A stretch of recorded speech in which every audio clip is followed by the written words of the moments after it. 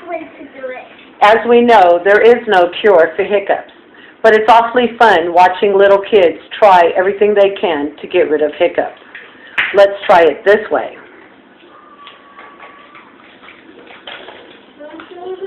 Drinking water while going around in a chair.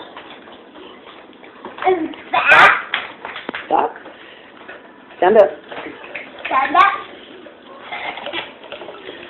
Or Drinking water tilting upside down.